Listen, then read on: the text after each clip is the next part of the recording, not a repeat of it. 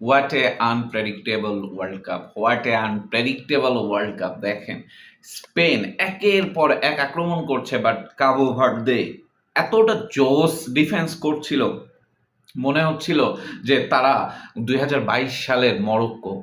অসাধারণ খেলেছে, বিশেষ করে কাবো ভার্দের গোলকিপার ভজিনহা। ৪০ বছর বয়সে এই গোলকিপারের প্লেয়ার রেটিং আমি ইতিমধ্যে দেখলাম 8.4। অসাধারণ খেলেছে, জাস্ট বলার বাইরে।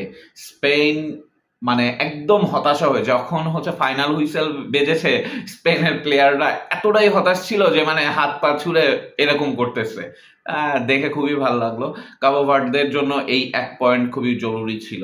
হ্যাঁ, স্পেনের মতন যারা এবার বিশ্বকাপের one of the most favourite team, তাদেরকে আটকিয়ে দিয়েছে, ড্র করেছে। এইটা আসলেই অসাধারণ একটা অ্যাচিভমেন্ট কাবো ভার্দের জন্য, এবং বিশেষ করে অ্যাপ্রিসিয়েশন পাওয়ার যোগ্য।